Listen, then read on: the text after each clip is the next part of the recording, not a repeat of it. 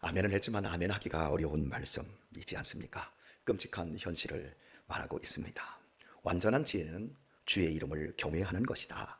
하지만 이스라엘 백성들은 주의 이름을 경외하는 것을 무시했습니다. 하나님을 섬기지만 하나님의 얼굴에 말라기에 보면 똥칠했다 그럽니다. 말과 행동이 다를 수 있습니다. 그리스도인은 예수님을 믿는 순간 내 삶이 불일치한다는 것을 깨닫는 것입니다. 내가 지금까지 말해왔던 도덕과 윤리적으로 내가 살지 못하였고 모든 게 내 탓이라는 것을 알게 되었습니다. 그리고 내 원하는 그 삶의 방향과 실제 원함과 삶을 하나로 일치시켜 나가는 평생의 성화의 삶이 주어져 있는 것입니다. 완전한 지혜를 하나님이 말씀으로 주셨지만 이스라엘 백성들은 그 말씀을 무시하게 되었고 결국 그러므로 나도 너를 쳐서 중이 상하게 하였으며 심각할 정도로 너희를 상하게 만들었다, 이렇게 말했어요. 그리고 구체적으로 그 중간 부분에 이스라엘 백성들이 완전한 지혜를 버린 결과 불의한 재물, 축소시킨 에바, 부정부패를 일삼는 것, 그래서 부정한 저울과 거짓 저울추, 이런 것을 가지고 더 많은 이익, 땅에서 우리가 누릴 수 있는 이익을 극대화시켰습니다. 결국 불의한 재물을 통해서 타인들을 바라보지 못하고 타인들에게 손해를 입힌 거예요. 신앙은 혼자 하는 게 아니에요. 예전에 우리의 부모님들이 예수님을 알기 전에 아침 일찍 일어나서 머리 감고 겨울철에 한겨울에 얼음물을 깨고 거기에 머리를 감고 머리를 빗어 넘기고 정한수 한 그릇 떠놓고 온갖 정성을 바치면 멀리 떠난 남편, 집 나가 있는 자식들이 잘 되어진다라고 하는 혼자만의 결기와 열심이 신앙생활의 본질이 아니라 진정한 신앙생활은 하나님과 우리의 관계, 그리고 같이 믿는 교회 안에 성도들과의 관계에서 모든 게 결정되어집니다. 혼자만 잘하는 고급한 신앙생활이 아니라 함께 좀 못하더라도 함께 잘 섞어지고 좋은 관계 속에서만 신앙생활이 성패가 결정이 되어집니다. 네가 땅에서 매면 하늘에서도 매이고 네가 땅에서 풀면 하늘에서도 풀린다라고 말씀합니다. 하늘이 먼저 아니라 땅이에요. 하나님 사랑은 혼자만의 독특한 열심으로 이루어지는 것이 아니라 하나는 마음을 다하고 성품을 다하고 뜻을 다하여 주 너희 하나님을 사랑하는 것이고, 또 하나는 이렇게 말해요. 그러니까 동등하다는 거예요. 또 하나는 네 이웃을 네 몸과 같이 사랑하는 데 있다라고 말씀합니다. 제가 아무리 설교를 여기서 기가 막히게 해도 마음이 삐뚤어져 있는 사람은 이 말씀을 자기식대로 들어요. 그리고 이제 결론을 이렇게 져요. 그렇게 잘 알고 있는 말씀을 목사님이나 잘하세요. 우리들이 목사를 비아냥거릴 때 제일 많이 하는 소리가 바로 그겁니다. 이 말씀을 들을 때 우리 마음속에서 정말 주님의 이름을 경외하는 사람과 경외하지 않는 사람의 차이가 바로 거기서 나요. 아브라함이 이삭을 낳고 이삭이 야곱을 낳았습니다. 야곱은 그의 12아들을 낳았습니다. 믿습니까? 아멘이지요. 그런데 해봅시다. 아브라함이 야곱을 낳고 야곱이 이삭을 낳았습니다. 저거 목사님이 저 무슨 뚱딴지 같은 소리야? 이렇게 말하기 전에 아멘이 먼저 갈 수 있을 만큼 신뢰하고 사랑하고 이런 모든 것들이 이 땅에서 땅의 것이 풀어지는 것이고 하늘에서도 풀려지는 대로 가는 거예요. 목사가 설교도 잘해야 되고 경영도 잘해야 되고 인간관계도 잘해야 되고 신방도 잘해야 되고 찬양도 잘해야 되고 얼굴도 잘생겨야 되고, 요즘 강남 쪽에서는 목회자를 뽑을 때요, 목사님 사모님 그 건강 이렇게 체크한 거 그것도 4개 하지만요, 얼굴이 그럴듯하게 생기지 않으면 저 같은 사람은 그쪽으로 이력서도 못 보내요. 다 외적인 그런 기준들, 사람이 사람을 보는 기준들을 하나님의 지혜로운 눈을 가지고 보려 하지 않습니다. 다 자기의 마음에 삐뚤어짐을 가지고 판단하고 행동하고, 이런 많은 것들이 우리로 하여금 그러므로 나도 너를 쳐서 심각하게 상하게 하겠으며 이렇게 말씀을 하고 있는데 구체적으로 말씀을 보겠습니다. 네 죄를 인하여 너를 적막하게 하였으나 적막하다. 넋을 잃게 만들었다. 하나님의 축복을 기대하고 믿음 생활을 하는데 내가 완전히 혼이 빠질 정도로 하나님이 나를 쳐버리는 거예요. 복을 주셔도 항상 모자란다고 느끼는 것이 사람인데 넋이 빠져버릴 정도로 내 인생이 황폐하게 되도록 하시겠다 말씀하고 있어요. 14절 구체적입니다. 네가 먹으나 배부르지 못하고, 배부르려고 먹는데 먹어도 배가 안 부른 거예요. 속이 항상 빕니다. 네가 감추나 보존되지 못하겠고, 더 많이 갖기 위해서 자꾸 보완하여, 그런데 보존된 것은 네가 칼에 붙일 것이며, 칼에 붙여버린답니다. 하나님의 전쟁을 통해서 다 빼앗아간다는 거예요. 그러니까 지나치게 욕심을 내는 거예요. 많이 먹는데 배는 안 부르고 살로만 가는 거예요. 이게 미치는 거예요. 여러분이 가끔 식사하실 때 이런 걸 느끼잖아요. 내가 밥을 먹었는데 뭐 허하네 여보, 뭐 주전벌이 할 거 있어 이러잖아요. 근데 어떤 날은 안 먹었는데도 배가 든든하고 좋아. 그죠? 저는 지금 안 먹어도 배가 지금 불러요. 토요일 날 일을 열심히 하고 땀을 많이 흘렸더니 저는 땀을 많이 흘리면 밥을 잘 못 먹어요. 며칠 동안 밥을 못 먹어요. 그래서 어제도 아침에 미숫가루 먹고, 어제 점심에도 냉면을 먹고, 저녁에도 냉면을 먹었어요. 밥 먹기가 싫은 거예요. 막 찬 음식이 이 안에서 땡기는 거예요. 그랬더니 지금 온몸에 두드러기가 났어요. 제 몸에 뭐 기운이 빠졌는지 아니면 면역력이 떨어졌는지 온몸에 두드러기가 나서 밤새도록 긁다가 오늘은 주사 한 대 맞아야 되겠다 이렇게 싶기도 합니다. 여하튼 간에 안 먹어도 배가 불러요. 근데 이런 식으로 배가 부르는 건 좀 그렇잖아요. 그죠? 내 인생에서 적막한 게 아니라 내 인생이 정말 기쁘고 즐겁고 행복해서 그 먹지 않아도 배부를 때가 분명히 있어요. 이게 믿음의 여유고 하나님의 복의 원리라고 할 수 있을 것 같아요. 자, 또 보겠습니다. 네가 씨를 뿌리나 추수하지 못할 것이며, 열심히 농사했어요. 근데 추수를 못하는 거예요. 이게 미치는 거죠. 감나무를 밟으나 기름을 네 몸에 바르지 못할 것이며, 이 기름은 당시의 최고의 이 치료제로 사용되었어요. 그런데 이걸 바르지를 못하는 거예요. 예전에 우리 된장 만들어서 찌개만 끓였나요? 부스럼도 나고 그러면 막 찍으면 막 된장 찍어 바르고 예전에 다 그랬잖아요. 그죠? 그런데 이렇게 해놓고도 이게 내가 내 것으로 쓸 수가 없는 거예요. 또한 포도를 밟으나 술을 마시지 못하리라. 술 안 먹으면 이게 복 아닙니까? 이렇게 말하면 안 되고, 이 시대에 이 나라의 문화 자체는 우리가 물을 먹듯이 술을 먹어요. 왜냐하면 다 석회수거든요. 그래서 최고급 음료가 이 사람들에게는 포도주란 말이에요. 예수님도 포도주를 즐기는 분이셨어요. 먹기를 탐하는 자였어요. 유대인들이 예수님에게 붙여진 별명이 술을 즐기는 자, 그리고 음식을 탐하는 자였어요. 이걸 우리나라 말로 바꿔볼까요? 먹보, 그리고 술주정꾼이었어요. 예수님 술 좋아하셨어요. 또 우리 교회 술 좋아하시는 분들, 우리도 예수님의 제자로 술 좋아해야 되겠다. 또 이런 식으로 완전한 지혜가 아니라 미련퉁이 지혜로 또 생각을 하시면 절대 안 되고요. 여하튼 간에 내가 하는 그 모든 일들이 내 수고한 대로 돌아오지 않는다는 거죠. 공을 들인 대로 가야 돼요. 그런데 공 들인 대로 가는 것이 아니라 반대로 가는 거예요. 길은 닦은 대로 가야 되는데 길이 닦은 대로 안 가는 거예요. 기른 대로 사람이 자라나야 되는데 자녀들이 그렇게 안 자라는 거예요. 하나님이 이런 식으로 만들어버리겠다는 거예요. 이게 얼마나 지금 무시무시한 얘기예요.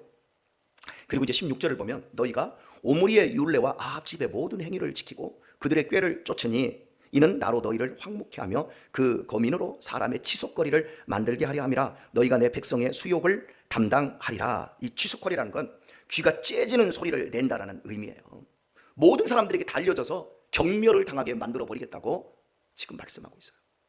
사랑하는 교회 여러분, 하나님이 완전한 지혜를 우리에게 주셨는데 그 주의 이름을 경외하지 못하고 사람들에게 피해와 사람들에게 고통을 안겨주고 내 더 많은 이익을 추구하려고 이 오므리와 아합, 이 사람들은 북이스라엘의 왕들인데 왕의 신하들이었어요. 그러다가 쿠데타를 일으켜서 우리나라의 전두환 정권처럼 쿠데타를 일으켜서 사람들을 사그리 다 죽여버리고 그 앞에 왕조를 다 사그리 죽여버리고 자기들이 호의호식하기 위해서 백성들을 수탈하고 아합의 그 나봇의 포도원도 율법을 이용해서 간교한 지혜를 가지고 다 자기 것을 만드는 거예요. 여러분, 남의 재물 내 손 수중에 머리 좋아서 들어오는 방법들 많습니다. 현대사회는 다 합법이거든요. 그런데 그것이 결국 우리의 인생을 다 죽일 수 있어요.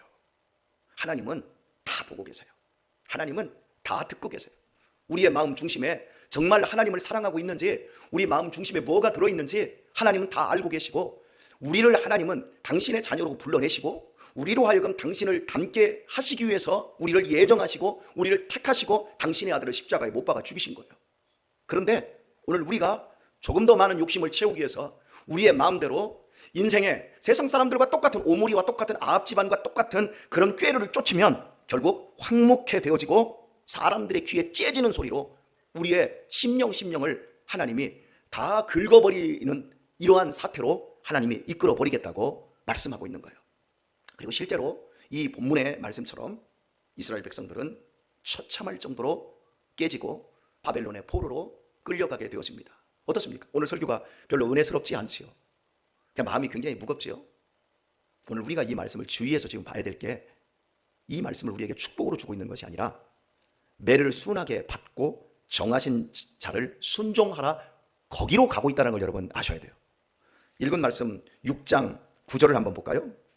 여호와께서 성읍을 향하여 외쳐 부르시나니 완전한 지혜는 주의 이름을 경외함이니라, 이렇게 말해놨어요. 그리고 너희는 매를 순히 받고 그것을 정하신 자를 순종할지니라, 이렇게 말씀했어요.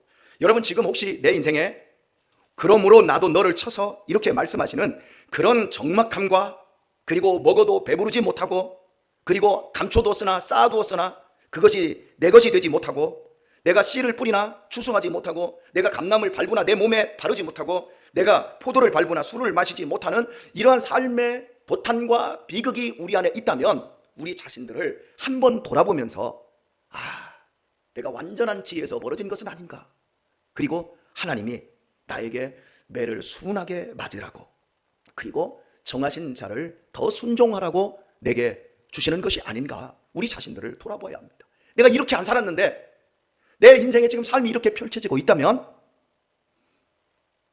이게 수긍하기가 힘들 거예요. 그리고 우리가 신학적으로도 모든 것이 하나님의 매가 아닐 수도 있고, 하나님이 우리를 연단하고 시험하기 위한 욕과 같이 전혀 오늘 본문의 상황과 다른 삶을, 바른 복된 삶을 살았음에도 불구하고 하나님의 시험에 의해서 어마어마한 매를 맞는 상황일 수도 있어요. 그러니까 이 본문을 우리에게 그대로 적용한다고 하는 것은 신학적으로 조금 문제가 있습니다. 그러나 오늘 우리에게 있어서, 우리 지금 한국교회의 전체적인 현상과, 그리고 내 자신을 죄인오라 하실 때에 날 부르소서 인내하신 구세주여, 우리가 그런 겸손의 자세로 우리가 들여다볼 때 다시 한번 순종에 대해서 생각을 할 필요가 있는 것입니다. 제가 나이가 54살밖에 안 됩니다. 그런데 여러분은 저를 보면 어떤 생각이 드십니까? 저랑 띠동갑이신 우리 김경준 권사님이 저를 보기에 아이고 내 막내 동생이야, 혹시 이런 생각이 드십니까? 조심하세요. 제가 왜 여러분에게 그 말씀을 드리냐면, 제가 나이가 54살밖에 안 됐는데 40대 중반, 40대 후반의 목사들을 보면서 제가 어느 날부터 이렇게 말하더라고요. 아이고 젊은 목사네, 저거 고작 6살 차이밖에 안 나고 8살 차이밖에 안 나는데 젊은 목사네. 그리고요 33, 4세 목사 안수 받는 목사들을 보면 애기 목사네.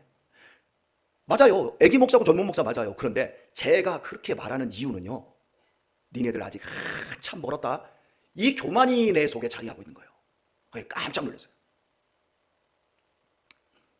제가 여러분에게 띠동갑이기 때문에 아이고 내 막내 동생이네, 그렇게 여러분이 대하면 여러분도 모르게 제가 이런 본문의 무거운 말씀을 여러분에게 주면 아직 인생을 덜 살아서 저렇게밖에 설교를 안 넣은 거야, 여러분이 이렇게 뒤틀 수가 있어요.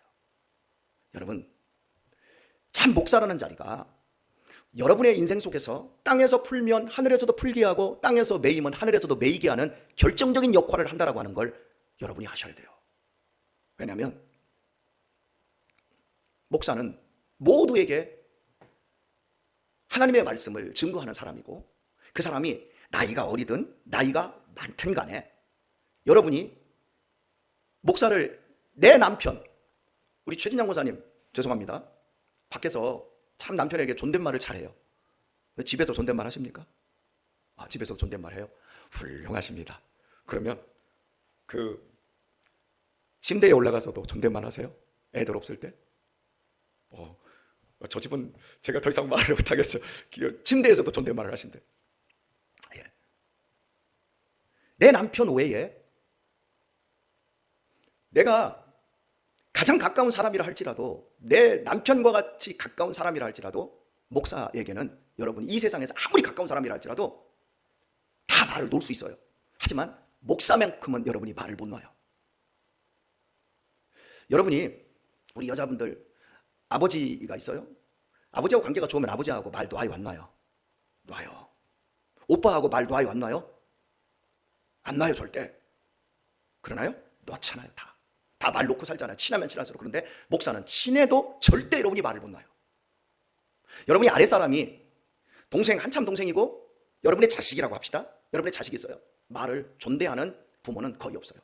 존대하는 형은 없어요, 동생을. 그러나 목사는 존대해요. 절대 말을 못 놔요, 어느 층도. 그걸 왜 그런다고 생각하십니까? 목사는 좋겠네, 모두가 존대해 주니까. 아니요, 쓸쓸하고 고독하고 외로워요. 왜 그런 원리가 우리의 삶에서 펼쳐지는 줄 아세요? 하나님의 말씀으로 받을 수 있는 실력을 우리가 기르기 위해서 그런 거예요. 목사와의 관계가 좋은 사람과 좋은 가정이 있어요. 그런 가정들을 한번 살펴보세요. 그 가정이 정막강산이 되고, 그 가정이 심은 것이 추수를 못하고 밟은 것이 내게 돌아오거나 내가 모은 것이 잘못되는 경우가 있는가 한번 보세요. 목사와의 관계가 틀어진 상태에서 복을 누리고 신앙 교육이 너무너무 잘 되고 이게 되어지는 가정들이 있나 한번 보세요. 여러분을 질책하고 있는 게 아니에요. 신앙의 원리를 이야기하고 있는 거예요. 저는 제일 안타까운 게, 제가 이 교회에서 신앙생활 하면서 여러분에게 다음 세대를 이야기합니다. 우리 다음 세대들을 위해서 우리가 돈을 투자해야 된다, 웃기는 소리 하지 마세요. 다음 세대에 돈을 투자해서는 그건 세상 방식이에요. 오늘날 교회가 오므리와 아합지처럼 지금 무너지고 있는 이유가 뭐냐면 돈으로 때우니까 그런 거예요. 자식들 밥도 안 해주는 거예요.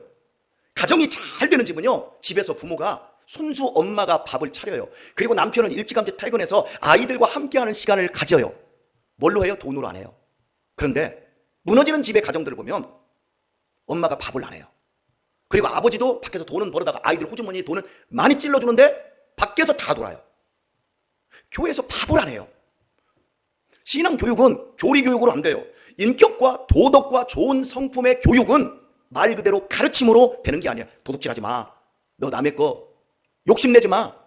너 어른들 보면 인사 잘해야 돼. 다른 사람의 말에 순종해야 돼. 목사님의 말 잘 듣고 순종해야 돼. 아무리 10마디, 100마디, 1000마디를 앞에다 놓고 해도 부모가 교회 가서, 애들이 안 보는 것 같지요? 부모가 교회 가서, 우리 엄마는 꾸벅꾸벅 졸고 있고 우리 아버지는 조금만 목사님이 듣기 싫은 소리 하면 집에 와가지고 퉁퉁거리면서 목사가 오늘 설교를 잘못했네, 한마디 말하는 것. 자녀들은 인격과 신앙 교육을 뭘로 배워요? 보는 것으로 배워요. 오늘 우리가 보여줘야 될 게 뭐예요? 저는 연세 드신 우리 여기 60대 지금 다 넘으신 분들이 대부분인데요, 여러분들이 한국교회의 부흥의 그 끝자락에서 우리 한국교회 60년대 70년대 그 복을 다 누렸던 분들이에요. 그런데 지금 뭐라고 얘기하는 줄 아세요? 60, 70 먹고 장로님 권사님들이 이런 얘기를 해요. 저도 얼마 전에 들었어요. 교회 다녀도 별거 없더라는 거예요. 나 그 얘기하는데 막 가슴이 철렁합니다. 교회를 다녔는데, 봉사하고 헌신하고 충성했는데 예수 믿는 삶이 행복하지도 않고, 교회 다녔더니 속상하고 승질나고 알아주지도 않고 영광스럽지도 않고 별것이 없더라는 거예요. 여러분, 그런 기운들이 교회 안에서 뿜어져 나오는데 다음 세대가 예수님을 믿어요? 우리 애들이 바보예요? 우리 애들이 다 보고 있는 거예요. 세상 방식이 무엇인지를 우리 애들이 다 알고 있는데 세상을 뛰어넘어 죽도록 충성하고 헌신하고 이 세상의 가치가 아닌 저 영원한 가치를 위해서 내 엄마 아빠가 내를 순하게 맞으면서 순종하기 위해서 오늘도 처절하게 자신을 쳐서 복종시키는 그 자리에 있는 그 부모의 영광스러움을 우리 자녀들에게 보여줘야 되는 거예요. 목사가 왜 돈으로 수양관 공사도 할 수 있고 다 때울 수 있어요? 어제도 그럽니다. 우리 그 수양관 공사 제가 유튜브에 올려놨더니 목사들이, 권 목사도 여기 있는 거예요? 나 지붕에 올라가 있어요. 왜 그렇게 해? 나는 보여주고 싶어요. 신앙은 보여주는 것으로밖에 안 되는 거예요. 내가 사는 것으로밖에 안 돼요. 행복하십니까? 이 새벽에 나와서 이렇게 하는 거 행복하십니까? 행복해야 돼요. 왜? 주님이 응답하시니까. 할렐루야. 돈으로 채워지는 게 아니에요. 공술의 공수가가 아니에요. 만술의 만수가가 될 줄 믿습니다.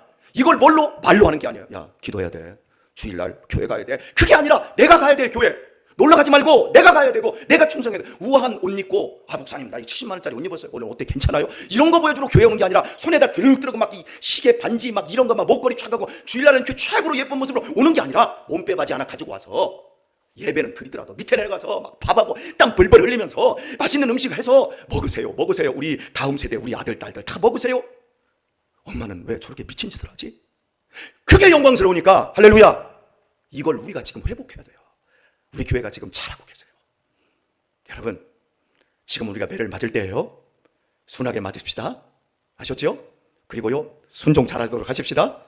오늘 기도 좀만 하고 매만 많이 맞고 가세요. 할렐루야.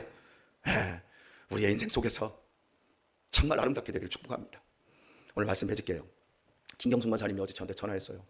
너무 우리가 잘 아는 사람이 암에 걸린 지 3개월인 것밖에 안 됐어요. 제가 정확하게 기억이 안 나는데 3, 4개월 된 것 같아요. 근데 어제 돌아가셨대요. 동갑이에요. 내 마음에 안타까운 게 뭔 줄 아세요? 사명을 놓치면 끝나는 거예요. 그리스도인은 이 땅에 살아가는 날 동안 사명을 감당하는 거예요. 사명이 있으면 안 죽습니다. 내 스스로 사명을 버리면 안 돼요. 제가 그래서 김경숙 목사님한테 몇 살까지 일하라고 그랬죠? 85살까지 일하라고 그랬어요. 이러니까 막 한숨이 나오고 막 속이 상하지요? 아니요. 내가 그때까지 움직여서 주를 위해서, 교회를 위해서 헌신할 수 있다면 그게 복인 거예요. 할렐루야. 오늘 우리의 삶 속에서 내가 오늘 살아있는 이 하루하루가 그냥 살아가는 게 아니에요. 밥 잘 먹고 배 채우다가 안 죽기 위해서 버등버등거리다가 그냥 마지막에 어쩔 수 없이 죽는 인생이 아니라 죽음을 내가 선택해서 들어가야 되는 거예요. 이 멋진 삶 우리의 자녀들이 보고 있어요. 왜? 영원한 생명이 있다라고 하는 것, 완전한 지혜라고 하는 건 말로 되어지는 게 아니라 주님을 경외하는 거예요. 주의 이름을 경외하는 거예요. 경외해서 그렇게 사는 거예요. 저 오죽자는 저 목사한테 순종하는 이유가 뭔지 아세요? 주님을 경외하기 때문에 하는 거지. 목사가 뭐 대단하다고요? 저는 얼마나 불편한 줄 아세요? 여러분이 저한테 잘해주려고 하시고 저를 대접해주면 야, 나는 천국에서 상 하나도 없이 이 땅에서 다 대접받고 마네. 그러면서 여러분이 그렇게 귀하게 느껴져요. 오늘은 매를 많이 맞고 기도를 조금 하시고, 그러나 여러분 내면에 하나님의 복으로 채워지고 여러분의 인생 속에서 거둘 아름다운 결실의 때를 바라보며 이 하루도 감사함으로 나가도록 하십시다. 아멘을 다 안 하니까 끝까지 할 거예요. 오늘 정말 중요한 거니까. 여기서 시험 들고 나가면 안 되니까. 우리의 인생은 지금 결정되지 않아요. 마지막 날 숟가락 놓을 때 결정된다니까요. 아셨어요? 그날 추수하는 날, 이 찢지고 볶아내는 이 삶, 이 고통스러운 삶, 남에게 손가락질 받을 정도로 내 인생이 비참해지고 믿었는데 아무것도 없는 것 같고 영광도 없는 것 같지만 마지막에 밥 숟가락 놓고 이 세상 떠날 때 천국으로 이사하는 그 멋진 모습, 승리자의 모습으로 결정되는 그 시간까지 여러분 절대 자폭하지 마시고 죽도록 충성하고 헌신하고 믿음으로 달려갈 수 있기를 우리 주 예수님의 이름으로 축원합니다. 다 했어요. 끝.